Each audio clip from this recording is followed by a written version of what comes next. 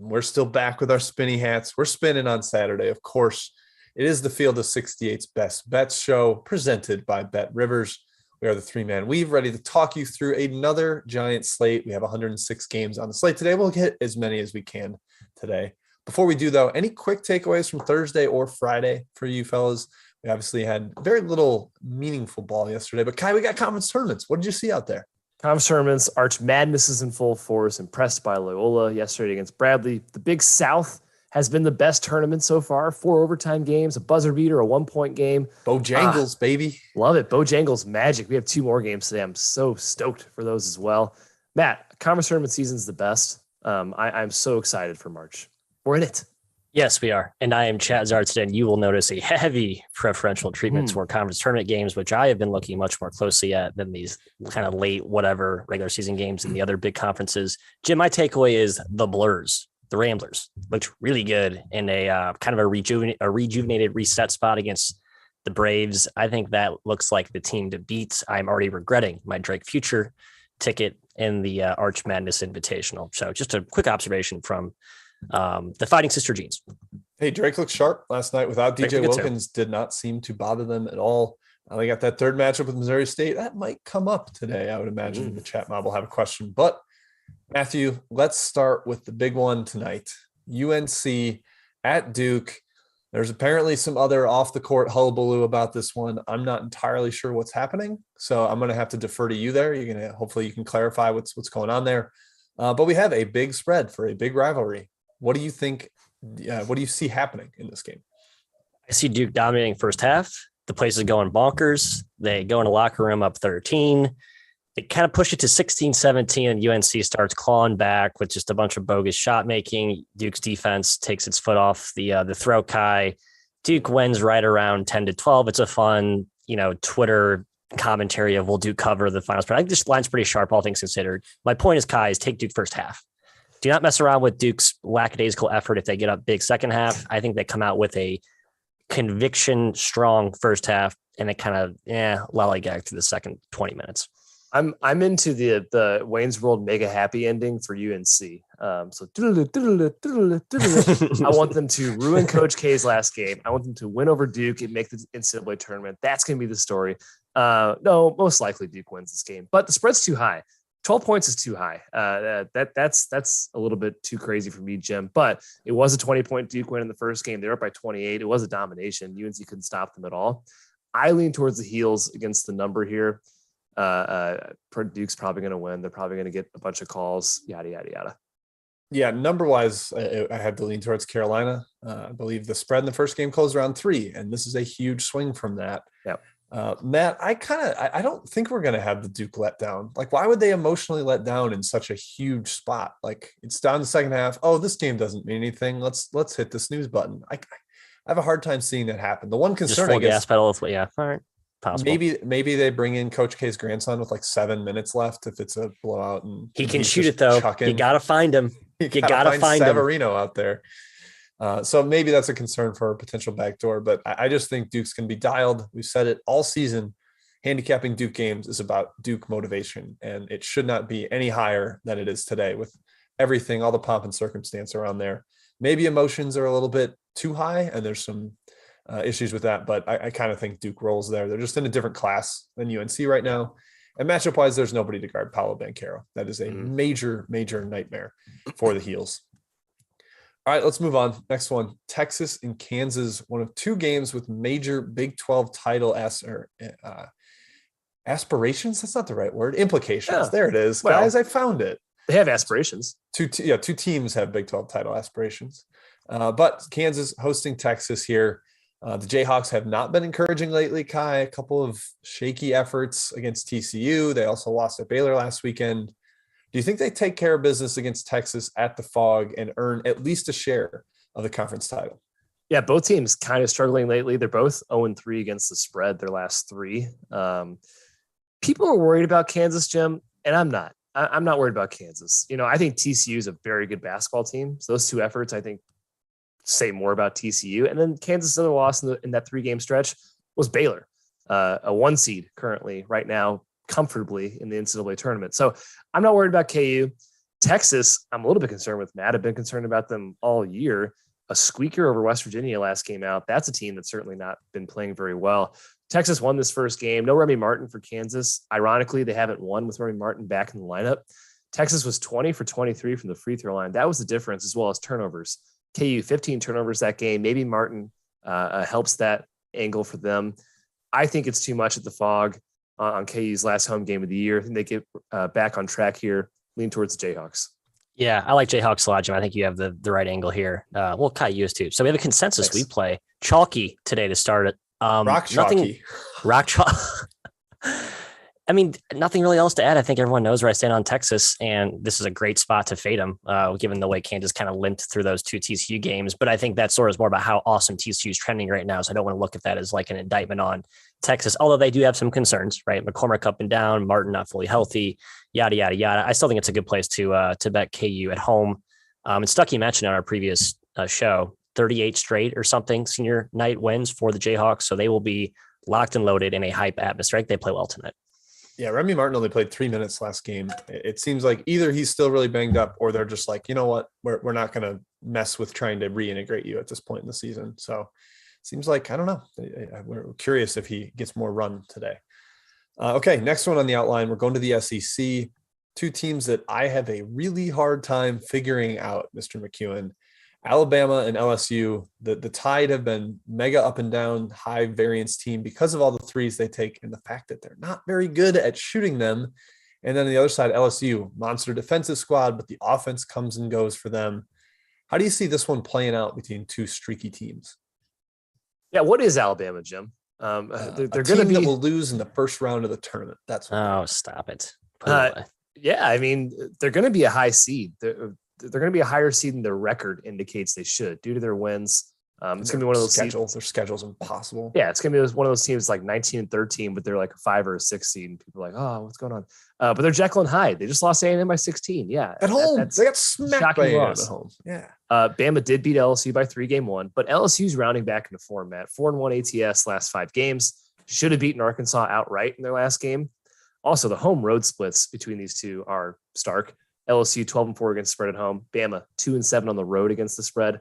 For me, it's LSU or nothing. I think the spread might even be a tad short. So I'm going LSU here, leaning that way, -3.5, -4. I actually lean LSU as well. As much as I've been a Bama stubbornly defender all season, it's been bet down to 3. So I'm considering counter punching here against what seems to be some early Bama steam. Early tip off, you can maybe talk yourself into a flat, slow, lethargic start to this game. And I tend to think the unders for Alabama have been playing better lately, just given Oats's, all in play on defense and his frustration with his team's toughness and physicality. So I guess I like the under more than I like LSU if you have to get involved. Yeah, man, I'm with you guys. LSU, I think, would be the side. They give up a bajillion threes, which would normally be a concern against Alabama, who really wants to shoot them. But I just don't think Alabama has good shooters. And I think LSU will at least target the primary, like Shackelford. They'll try to take away him and Ellis because those are the two that actually scare me on the Alabama team. I am just so the last game for Alabama really took me out. Like getting blown out at home by Texas A&M. I thought, okay, maybe they'll continue beating the teams they're supposed to and losing some of their tougher games. But nope, that was bad. So leaning LSU, especially where the number is at right now. All right, one more SEC showdown before we get to the chat. Arkansas at Tennessee. Matthias, your Vols are undefeated at home this year, but Arkansas has been sneaky good on the road, covering spreads. This one felt a little bit high to me. Both these teams are playing for, hopefully, if they can get an Auburn surprising loss, they would get a share of the conference title. The winner would. How do you see this one? Do you think Arkansas hangs around or your Vols going to roll? I think the spread's about right. I think 6 is too high. I'm just shocked that the odds makers have been pricing Tennessee in the clouds all year, and they've been pretty sharp with that. I think they're against the spread record is fairly close to 500. I checked that. But the first matchup, Jim, it was ugly. I mean, neither offense could do anything, but it was more frustrating watching Tennessee's offense, which again, just does not know how to weaponize that weird construction of we have 2 electric guards and these big bruising forwards. There's just no really like connectiveness with how they play. And Jalen Williams up front was a beast inside. And I think he continues to be kind of the neutralizer guy against Tennessee's front line here. I would actually lean Arkansas, even though I feel like my general take on both teams would prompt you to think I'd be leaning Vols. I actually like Pick Suey +6. There's pretty much no hotter team in the country than Arkansas, right? They're 14-1 straight up, 12-3 against the spread in that 15-game span. It's a tall order though to beat Tennessee on the road here. Tennessee hasn't lost all year at home, 15-0. 9-6 against the spread. It's a little bit worse there. And they're still dangerous despite not having Como in this lineup. They're still a very, very good team, a top tier team this season. Arkansas won by 10 at Bud Walton. Tennessee scored 0.7 points per possession, 34% inside the arc, 16 outside. I think there's a little bit of a bounce back here for Tennessee. It's hard to lay this many points to Arkansas in their current form, but I tend to think it's the right side, Jim. So I'm leaning towards the Vols. Yeah, the number has me leaning towards Arkansas. But Matt, you mentioned Tennessee. They're 9-6 against the spread at home. I believe they're 17-10 overall against the spread. So, or 17-12, pardon me. So yeah, they have been covering the numbers that you would say have been relatively inflated. But I just don't want to get in front of this Arkansas train right now. Even their loss at Alabama was by 1. They got down double digits and punched right back. So I think even if they get down a little bit, they'll stay within the number. Or get back within the number and potentially even backdoor this. So just a little too high for me, leaning towards the Razorbacks. All right, let's get into chat mob, Matt. I know there are a lot of questions. Harry R pulling out the talk every conference tournament game question. Whew, that's a big ask. Trust me, I'd love to. I imagine we will. Yeah, let's be considerate of all games. Yep. Yeah, we're going to do best bets from the mobsters as we have to hit those first, then conference tournaments, then we'll get to the best of the rest here. A lot of chatter. Well, first of all, Jim Bean's lock is Tennessee. So disagreeing with a lot of the mob and us. So Jim Bean, you're on your own island. I agree that island. with Jim Bean. Oh, sorry. Kai's on your side. So Kai and Jim on an island by themselves. Enjoy that. Next one, a lot of questions, Jim, about the TCU +3. Everyone thinks this line looks fishy. It's been bet up from West Virginia -1.5 to -2.5. Seems like a juicy spot to fade TCU if you're into that sort of thing. But man, West Virginia does not give me any sort of confidence, even at home. Yeah, I mean, the spot is a home run for West Virginia. TCU's 3 straight awesome efforts in a row. It's their 3rd game this week, whereas West Virginia has only played the Wednesday game. I was just looking at this game, I was like, I should probably bet West Virginia. But they're 3-14 in the Big 12. Maybe there's some quit factor to them. I don't know. Bob Huggins, you wouldn't imagine that team has quit factor, but I lean towards West Virginia pretty hard there. Hi, Ray Reyes, best bet. Looking at East Carolina. The Pirates catching 10 on the road at the Roundhouse in Wichita. Says they're a different team with Suggs back in the lineup, and I agree, wholeheartedly agree. Kind of like this side. I'm with my guy Ray. Thoughts? Yeah, that's definitely true. And then Wichita State this year laying 10 against anybody, I'd probably lean towards the dog. Jim, another best bet from Jets P, looking at Virginia as a short road favorite at Louisville. Team just feels like a complete dumpster fire. Open -3. Who's it's a bet up to -4.5. Any value there still at all? I know Malik Williams is a dicey today, right? We probably should mention that. I think there's speculation that we've seen the last of Malik Williams. Okay. I saw that on Louisville Twitter last game. And yeah, it just feels like Louisville is just waiting out the clock. They're just trying to run down the clock, end the season, and Virginia actually has stuff to play for still. So I heavily lean towards the Cavs. It's a tough road number to lay, but you will not catch me touching Louisville at this point. Harry R with 3 best bets. One of you loves VCU, which he agrees with. Is that you, Kai, or you, Jim? I don't know what his best bets are. I do really like VCU today. Yes. Not my best bet, but yes. Okay. So Kai agrees with you. The other 2 are Southern Utah and Seton Hall. Southern Utah headed to Weaver State, Jim. Okay. Seton Hall. Why do you like it, Jim? I just think the second game without Ryan Nembhard for Creighton, it really shows up for them. Yep. And I think everybody was anxious to fade them without him with UConn, and I don't like road fave UConn, so I think that made sense that Creighton was able to get that outright win. That threw people off the scent a little bit here, but I'm with Harry with Seton Hall today. Yeah, Creighton at home, opened at a pick. It's up to -2, so I actually get a little value now if you want to come in on the Hall. I like that angle, Jet. And then Kai, Southern Utah, his final 3rd best bet. They're at Weber State. Man, what happened to the Wildcats, man? Randy Ray and co stumbled down the stretch. They're at home, not been as good at home this year. It feels high against Southern Utah, who I think is right in their class, talent-wise. Or close battle in the Beehive State, Matthew, Utah. Oh, yeah, thank you. Got to mention every time we have to point that out. We do. Not a huge opinion here. Yeah, I'd probably lean towards the dog. Like you said, Weber State's home court this year.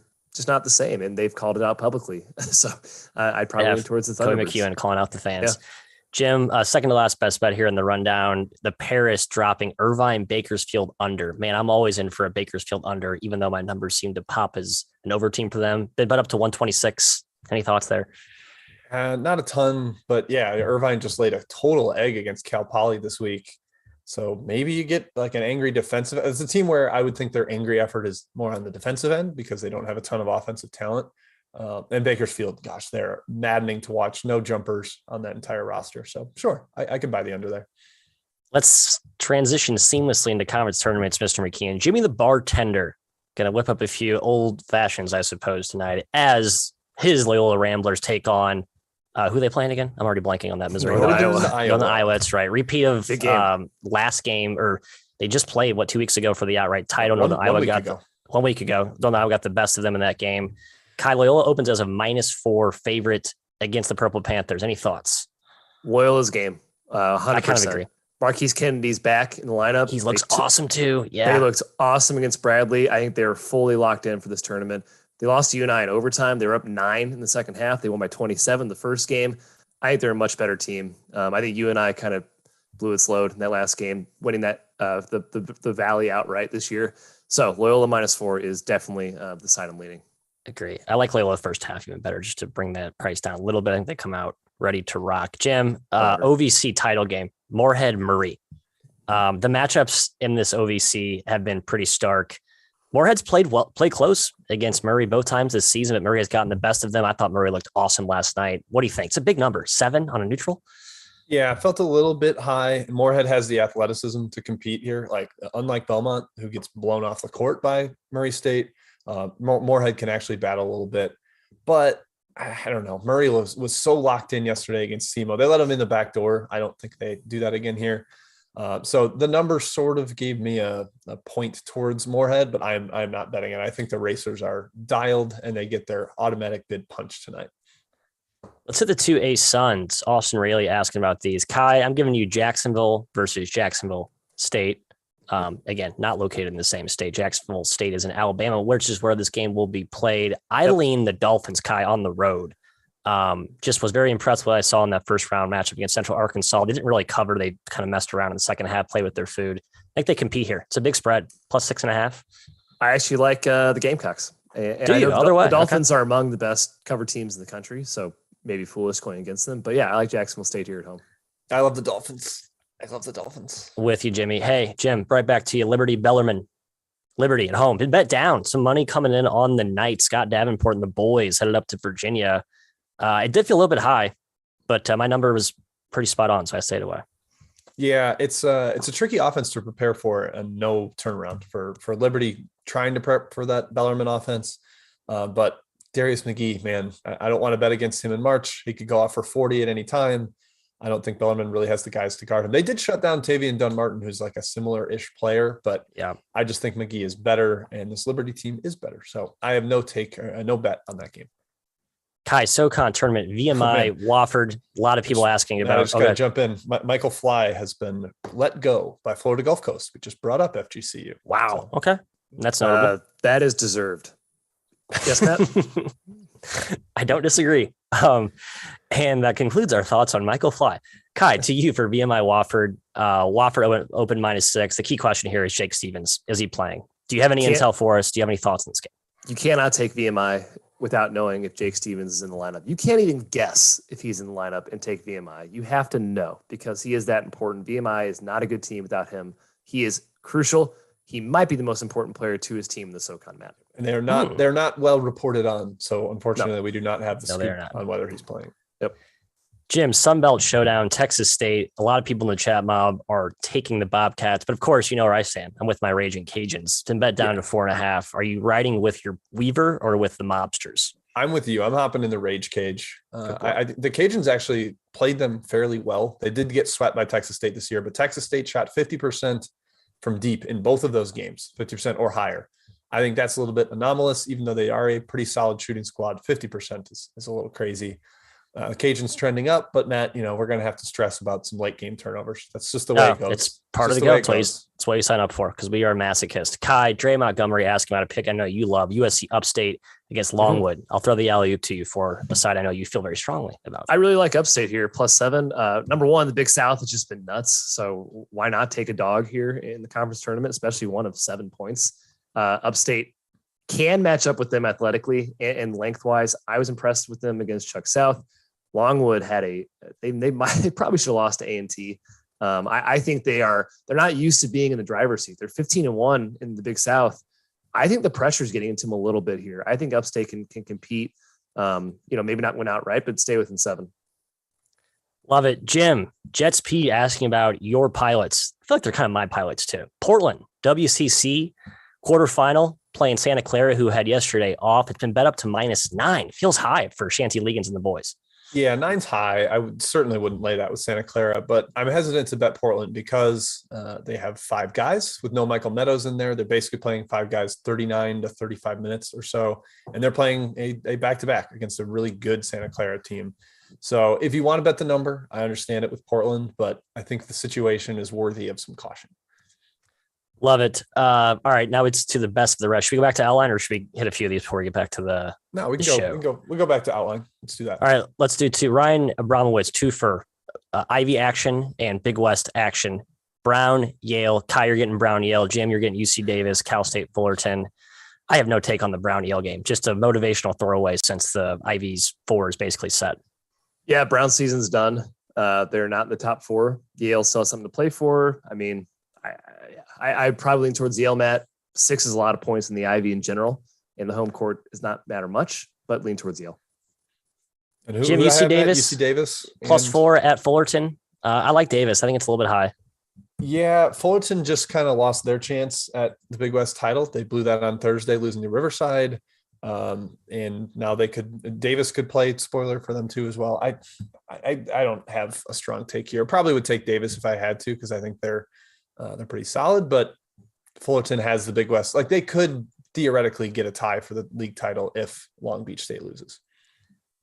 Ray Reyes asking if Texas Tech is resting guys today. They're playing at Oklahoma State. Line feels fishy, he claims. Oklahoma State's last game of the year since they are ineligible for postseason play. Any angle on this game? I'd probably lean Texas Tech at -2.5, but I got nothing strong. Yeah, same. Nothing strong. Let's go back to the outline. Yep, let's do it. It's time. Matt, I just want to make sure you know that I said let's go back to the outline, and you went, all right, 3 more chat mob questions. Wait, did you really? Oh, I was locked in, baby. I had like 10 ready to go. All right, yeah, outline it is. Thank you. Me, Kai, and the whole chat mob were like, what's happening right now? Oh, I'm just now seeing the commentary. That's a tough look for me. Okay, fine. Talk outline. Sure, outline it is. Ooh, structure. SEC guys, we talked the Arkansas-Tennessee game that has SEC title implications. So does Kentucky-Florida. The Wildcats could earn a share of the title if they win, and South Carolina pulls off the big upset at Auburn. Kai, Florida has won at home in big spots before this year. They did knock off Auburn, but do you see them getting it done against Kentucky? Man, this is a tough spot. Well, first of all, you have to ask if Anthony Girougi's playing. He's a game time decision, I think. If he is, I kind of think it's a great spot for Florida, especially where the numbers at. Gators jump right back into the bubble, the thick of it. If they win this game, maybe even in a certain bracketologist. But I'm concerned because Florida can't really beat good teams.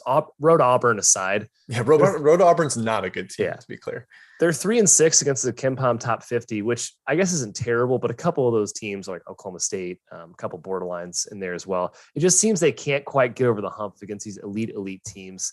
A win, though, Jim, also breaks a tie with Alabama and South Carolina, Matt, assuming they lose, and gives the Gators the 5 seed in the tournament. So there's a ton to play for Florida here. I just look at the game at game 1, though, and I'm concerned. Kentucky smoked them. Sheboy had 27 and 19. Castleton even played well, but UK still out rebounded the Gators 41-25. Yeah. I just think that Kentucky might be too big, too strong. So I lean Gators, but I'm probably going to leave it alone. It's a hard stay away. I think everything points to Kentucky just from a matchup perspective. You mentioned that kind in the first meeting, but you're right. This is like a vintage. Oh, Florida's up 10. What do you know? When we look at the score second half, and we sort of kicked ourselves thinking that this is probably a good spot. I don't know, Jim. A lot going in both directions here. Hard stay away for me. I'm actually kind of close to taking Kentucky. I don't really trust Florida. Again, Kai, I think your point about, they got the big win over Auburn, but it's road Auburn. Like, road Auburn. Keep that in mind. That is a different win than winning at Auburn. So yeah, I think Kentucky kind of shows up. They're a little healthier now. The guards, Washington and Wheeler, seem like they're healthier. So I'm close to taking Big Blue. I will mention, and Speed 380 just said it in the chat, Malik Williams is starting for Louisville, which I almost kind of like for Virginia. Will he try though? Will he play hard? I don't know. Is that a senior day send off? Yeah, and he's going to send him off by not giving a crap. We'll see. Okay, let's move on down the outline. Big one in the Mountain West, although not as big as it could have been. Boise State is at Colorado State. The Broncos have already clinched the regular season title. They're up 2 games in the loss column. What a season for the Blue Broncos. Matt, I'm going to go to you here first. I thought this was a hair low with the title being already clinched and the potential that maybe they could rest Acott or Key Gab. I think Acott's been banged up recently. So I'm leaning towards Colorado State. What do you think? Yeah, it's -3, -4. I think we all agree Colorado State has a home court worthy of at least 4 points. And with that spot situation, like Jim, you mentioned, I would certainly lean the Rams. All things considered, Kai, do you think Colorado State is the better team than Boise State? Do I think they're better? That's a good question, Matt. I think they're pretty even. I'll say that. Then I think the spread's about right then. Yeah. Well, so let's talk about that first game they played. It was overtime, right? This is at Boise State. Colorado State won. Boise kind of blew it. They had a 7-point lead with under 10 to play. No Acott that game. Could argue Boise is the better team. Defensively, I think they're a pretty good match for Colorado State. There's so much length and athleticism. I think scoring on the other end for them is probably challenging. Rams at home. This is interesting. I was surprised. 12-1 straight up. 5-8 against the spread. So they're not really covering the number here at home. And you're giving me points with Boise State against almost anybody. I kind of like Boise, just the way they can keep games close, Jim. So I'm leaning towards Boise State at +3.5. They do keep everything close. Marcus Shaver is just kind of like, that guy does not go away. And they have some decent matchups for Roddy. Like you can throw Armush at him to bang, and then you can also throw Acott or Key-Gab at him, or even Dagenhart. So I think there's enough guys they can throw at him that makes this difficult. But I still do lean Colorado State. The motivation can't be that high for Boise. They're locked into the tournament. They're locked into the 1 seed. Maybe, like I said, maybe there is some rest factor. All right, let's go out west. A game that I forced onto the outline. It maybe didn't belong considering the size of the spread here, but it is a large game in the Pac-12. USC at UCLA. I was surprised how well USC handled UCLA in the first meeting. Basically took care of business. Wasn't really much in doubt. Matt, do you see that happening again? Do you see the Trojans sticking around at UCLA, or does Mick Cronin get his first win against Andy Enfield? I think they win. I don't think they cover 8. That's a big number for a crosstown bus ride, essentially, especially given the matchup concerns that have manifested in prior years this season. I mean, the thing with USC, it's just they've been so banged up down the stretch, but they've been healthier lately. Got Boogie Ellis the last 2 games. So, yeah, I lean USC here. I don't know why, Kai, but I just think the number's way too high. UCLA is just kind of casually floating in the KenPom top 10. Like they're number 8 right now. It kind of blew my mind. They're also floating on the 4 seed line. While where USC, Jim, has dropped dramatically in the analytics, not down to 41 in KenPom. Still pretty strong 6 seed resume. I had to look back at this first matchup and remembered Isaiah Mobley did not play when USC beat UCLA. Which certainly raised some eyebrows. I think I bet UCLA because I saw him out, and it didn't matter. Players don't matter. Players don't matter. I think UCLA returns a favor here. It is a big spread, Matt. 8 points seems huge for these 2 teams. But I think UCLA can do it if they're fully locked in. Yeah, I'm leaning UCLA as well. Maybe not on the spread, but I just 8's a lot, Matt. Like you said, Trojans are feisty. They've got the size to compete inside. So I'm staying away from that one. Let's go to the last one on the outline. Matthias, your alma mater, the IU Hoosiers. Another one where I thought the spread was interesting, maybe a tad high, but there's some pretty serious angles for Purdue here. Boilers off a really disappointing loss at Wisconsin, where they got beat by 2 banked-in jumpers in the final 20 seconds. They've already lost to Indiana, so some revenge factor. It's going to be senior night for Travion Williams and Sasha Stefanovic, maybe 1 or 2 others. So do you think Purdue smacks your Hoosiers in a place that Indiana has really struggled lately? Certainly a concern that happens. I just want to say Indiana did not play as bad as I think a lot of people are making it out to be against Rutgers. They got a lot of good quality shots and just missed them. And I know Xavier Johnson is Jekyll and Hyde, but he is playing better. I think you're going to need a pretty big game from him to not neutralize Ivy, but at least play him somewhat close, somewhat competitively. I actually kind of like IU here. As stupid as that sounds, as homerish as that sounds, I think 10's a little bit too high.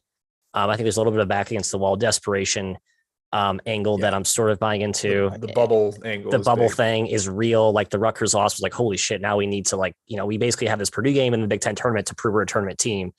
If they're within a few possessions here late, I think they go all in. I think it's actually a pretty close game. Has IU ever had a shot in Mackey Arena? Absolutely not. No, they always lose by like a bajillion. I'm going against like every historical data point with this pick.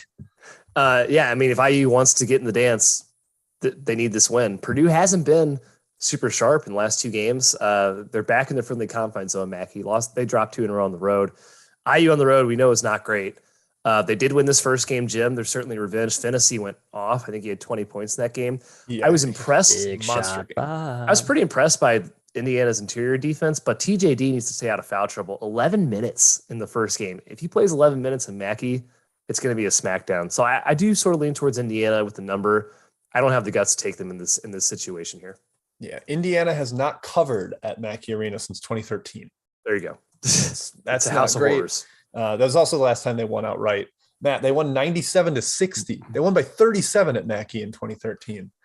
It seems like they got all their good shots out of the way there and have blown it year after year since then. Number a little bit high, but I can't take Indiana. I think Purdue's got too many angles working for them here, and that concerns me. I also think TJD ends up in foul trouble if they put him on Edey again. Don't do that. Don't do that. That's a bad choice. All right, let's go back to Chat Mob, Matt. I know there are questions flown in. You look very focused. I'm impressed by your locked-in face. Can you tell by my terrible eye contact right now that I'm very focused? No, it's great. I do the same thing when I'm chat czar, especially on a Saturday. Folks, make sure you hit that like button. Yeah, smash the like button. Let's get that up to 100 on a big Saturday. Last game with 100 games. Let's have 100 likes. All right, Maddie, what questions do you have? Quick shout to my guy Dom, the Dominator. He wanted to give wanted my take on the IU Purdue game, which we just broke down, Kai. But he also wants Abilene Christian Tarleton State breakdowns. I have really no thoughts. I'm sorry. He just wanted to make you say Tarleton. Yeah, exactly. Which I can't say. It's a lot of points, I think, for Tarleton. For +9, they're scrappy dog. I know they've been playing faster, but I lean towards Tarleton. There's an injury concern there as well. One of those key dudes for Tarleton may be out. I forget which one. They've been hurt all season long. So yeah, I know, but they missed one guy that's basically a 4-man team. Keep an eye out there. That's all I'll say. Jim, Michael Zhang, and a ton of others asking about the fishy line that is Middle Tennessee catching 2 at Old Dominion. Yeah, what everybody's talking about to? Josh Jefferson and how important that is. I mean, he's kind of been the guy that shifted everything offensively for them. Green Bay was a cover machine last year with Josh Jefferson. Middle Tennessee has been a cover machine with him. Undisclosed. It's the reason he was out last game. He has some instances of getting suspended in the past. I think maybe there's some weird behind the scenes stuff going there. So you have to know his status. If he's out, I would take Old Dominion. If he's in, I buy taking Middle Tennessee as a dog. He's that important. I had 2 questions from the Mountain West: San Diego State, Nevada, Wyoming, Fresno. Let's go with San Diego State first. -4 at the road against Nevada. It feels a little short given how not great Nevada's been at home, but they are healthy and playing better. Any thoughts? I kind of lean towards Nevada. They competed at Viejas shorthanded. I can see San Diego State doing a bit of a letdown here. Yeah, tough schedule for San Diego State this week. 3rd game this week. Yep. And then Jim, Wyoming hosting Fresno. It's been bet up to 4.5. Seems like people think Maldonado is going to be playing and fully healthy. Anything else here to this handicap for you? I think he's playing. I don't know if he's fully healthy. I think there may be some after effects to it. But I think Maldonado should feast in this game. I don't know that. So San Diego State kind of shut him down with putting Keyshawn Johnson on him. I don't think Fresno has the same kind of versatile forward. Holland and Cole Mario are probably not big enough. But the O-Rob versus EK battle is going to be great to watch. So I lean towards Wyoming as I always do, but I am not betting it. Kayvon, let's get some A10 chatter here. Let's go to LaSalle. Kai wants to break down the Explorers. They're playing Duquesne in a battle of who the hell cares about. They're -1.5 favorites at Pittsburgh. Thoughts on this at all? Gross. I kind of like Duquesne here. I thought Duquesne should maybe be favored, but Duquesne is also a very broken team. I would not feel good putting my hard-earned money on the Dukes. Yeah, I sort of liked the under, but man, this game is close. And shouts to Scott Craig for asking about the more relevant 8-10 game. Davidson traveling to Dayton opened at Dayton -3.5. It's been bet up to -4, -4.5. Jim, do we think the Flyers smack them at home, or should it at least be a competitive bout? I'm curious to see what's going on with Warrior. Apparently, he's warming up. I am currently watching him getting shots. Starts, tips very soon. Good call. So it sounds like he's probably going to play. Davidson needs to win to secure the A10 outright title because VCU is coming for them. But I don't know. I think it's a tough place to win. Dayton with their arena. I'm staying away there, Matt. I like Kayvon's angle on Cal Riverside. +3 at Long Beach already has the 1 seed sewn up. You buying into that motivational spot? It's been +3.5 down to +2.5 currently. The Highlanders, thoughts? Yeah, I lean towards Riverside. I would probably think they're the better team on neutral floor. So I think there's a bit of value here. I guess not anymore in the line. Yeah. Double spoiler week for Riverside. Beat Beach and Fullerton. That'd be kind of fun. Oh, yeah. Jim, some folks think Mississippi State is a dead team walking after the Auburn game. A lot of folks like an A&M. Short favorite, -2 at home. Thoughts on Buzz and the boys? Yeah, I mean, Mississippi State on the road is terrible. Like they're kind of like Rhode Auburn, where they're a different team away from home. And yeah, I mean, that was kind of like their souls getting ripped out in overtime. That was the win they needed to maybe make an at-large push, but they didn't get it. And now I could see them being very, very deflated on the road here. I'm with the chat there on A&M. Hi, thoughts on Villanova Butler? This game is in Hinkle. Nova -9.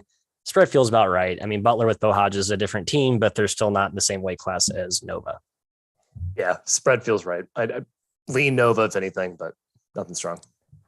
Jam, game in your backyard, UNLV. I think we're going to hit all the Mountain West games tonight. Well, I'm sorry, it's at New Mexico at the Pit, but a team from your backyard, short favorite on the road. Can they get it done against the Lobos? Tough spot for them. They've played like every good team in the Mountain West back to back. A lot of good efforts at home. Now they're going to the road. The Pit has been a really tough place to play this year. Richard Pitino has kind of gotten the juices back flowing in that building. I'm kind of leaning New Mexico. I think UNLV is locked into their seed for the Mountain West tournament, and that's their focus right now. So I am a little bit of a Lobo lean as a home dog. Hey, let's get back to the conference tournament segment, Kai. The Bears asking about Georgia State, Arkansas State. I know you're a Red Wolves guy, but we've sort of adopted into the resurrection of this Panthers team. What's your take on this matchup? I love both teams, Matthew. I wish both could win. Arkansas State has all the talent in the world to win this game, but they don't do much with that talent. I think they're kind of poorly coached. I like Georgia. Jim, back row. Jim, please. Let me finish my thought. Jim will get to you in a second. Kai, please finish your thought. Can I go Georgia State -4 is my lean here. Okay. Jim, to you in the back row. This is one of my best bets, Matt. So I had to make sure we got it in here. The under, I think this game is going to be an ugly one. Georgia State, definitely an under team this season. Kai, sorry, I thought your thought was done. I didn't mean to cut you off there. No, you're fine. I do also lean Georgia State as well, but under 130. Let me get the updated number. I think it was 136.5 pre-show. That's the way I'm leaning here. What we got? 136.5. Yep. Lock it in under. I see too. Yeah. Yeah. How about Mr. Amir, Sunbelt Player of the Year and Defensive Player of the Year? Hardwood sweep for the Red Wolves interior. Guy in the very good. Very, pretty surprising. Yes, I know. Kai, Oregon, Washington State. Scott Craig believes Oregon is completely fraudulent at this point. I kind of think we're sold on that narrative. Are we not? I don't know. I think Washington State's pretty fraudulent too. So I lean towards Oregon +2. Yeah, +2 on the road there. I think that's line's pretty sharp. Couple of total questions, Jim. Our guy Tooch asked about George Mason, UMass over. We certainly know one team plays no defense. Do we think UMass can put enough points on the Mason to go over the total? Yeah, I mean, this is going to be a complete shootout. Oduro can score as many points as he wants in the paint. UMass is probably just going to go out there and run up and down and get some cardio in. I probably over, but I don't have a super 147 on the total. I lean towards Mason on the side. Yeah, I agree. Kai, another total question from you. Pound it live. Drop in Citadel, Chattanooga over 144.5. I'm going to see if that's the updated price. I think both teams score at will against each other, especially Nooga inside against that soft interior presence for the Dell. The only worry for me is Citadel's getting out of that overtime game that just yesterday. They could be a little bit gassed here. So I hesitate to automatically take the over, Matt. Jim, some late chatter coming in on our Dons, San Francisco. A lot of people agreeing with us. It seems like the Dons -2. Most shops right now playing the Mormons. Do you think they beat them or knock them after the on the back-to-back spot for BYU? Yeah, I think that the back-to-back showed up really tough in the Missouri Valley yesterday. It also showed up in this WCC tournament. Yeah, both San Diego and LMU kind of got smacked after winning the opening night. I think the same thing happens to BYU. They lack the depth, and San Francisco is certainly hyper motivated. Both teams are hyper motivated, but I think the rest thing is big for the Dons. Love Dons. I think that's one of my favorite bets today, to be honest. So famous last words, and I will knock on wood. Kai, late question coming through on Mercer Furman staying in the pivoting to the Southern Conference quarters. Big spread for the Paladins, who have not been great in this conference tournament historically. Do you think Mercer can sneak inside that 7? I'd probably lean towards the dog. Yeah. Bob Ritchie's never made the finals in this tournament, and they've been a top 3 seed every single year under his tenure. I hope Furman wins, but yeah, you have to lean towards Mercer with the value there. Yeah, Mercer rolled over Western Carolina yesterday. Jim, hopefully this is the last time we have to talk about Nebraska-Omaha this season. They open as a 23-point dog against the juggernaut Jack Bunnies. Is this a name your number spot for the Jack Buns? Yes, I think the Jack Bunnies can score 100 if they want to.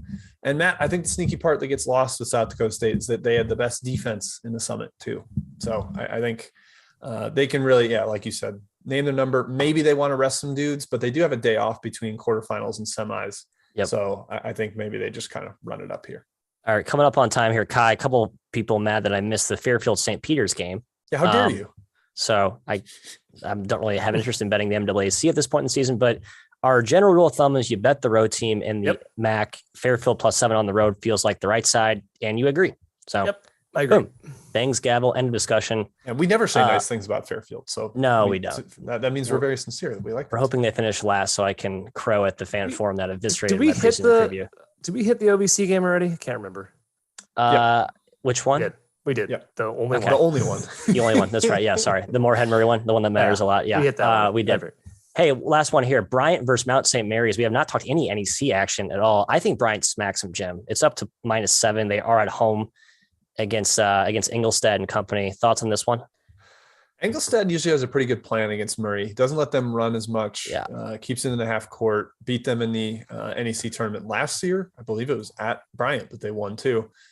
So I kind of think they hang around and keep it close. Maybe the under too, just because I think they're really desperate to keep it in the half court. But I don't have a bet on that game. Those are just leans. All right, last one. Wagner, LIU, other side of the bracket. Wagner -6 at home. I kind of lean towards LIU. I did too. Early money has been bet down. It was like 7.5 this morning. Yeah. Yep. I would never trust LIU, but I'm just really scared of Wagner without Ford. I think they might just blow it. And we're on to best bets, Jim. I'm hijacking the conductor here of this program, and I'm going to lead us off today. Only one for Matthew. Going back to the teeny tiny Rock Well. Loved how this team played in the opening round of the Sun Belt tournament. I think with Marriage back in there and Jordan Jefferson, a nuclear fireball, those young freshmen Kai playing with house money. It's a big, big number against a Troy team. I just don't think it's great as a large favorite. So take Tiny Rock +9. Best bet. Boom. Kai. Tiny Rock. Matt, I'm sticking with your theme a bit here. A dog in a conference tournament. I lost a little value here. That's okay. Gardner Webb +4. I know there's injury concerns for Gardner Webb. Love it. But I think it's too high for a conference tournament game. Bulldogs can grit it out, keep it close. Now, Winthrop did beat them twice in the regular season. I'm fully aware of the trends out there. They just have to hope they're cold, frankly. I think Gardner Webb sticks around. I think they keep it within 2 possessions here. Go Webb, go. Go Webb. Go Webb, go. My first best bet that I gave out already was Arkansas State, Georgia State under 136.5. I'm taking a second under for my only other best bet of the day, Stanford and Arizona State. Both these teams definitely strike me as under teams. They've got stout interior defenses. The first game weirdly had 73 possessions and like over 150 points. I do not buy that happening again. I think there's some hard course correction back the other way for these two teams that like to play in the half court, play through the interior. So Stanford, Arizona State under 129. I'm hoping that I could have gotten an extra point. Yeah, 130 at BetRivers 130, now. baby. So 130. We're locking that number in. We like to gain an extra point of value during the show. So those are my 2 best bets. All right, that wraps it up for today. Man, what an awesome slate of hoops we have. A lot of meaningful games, both to end the regular season and in tournament play. I'm going to get some live hoops in tonight. BYU San Francisco. Can't wait for that one. So thank you everybody for tuning in. Kai, Matt, well done, boys. Cheers to BetRivers. Enjoy your Saturday and good luck on your bets.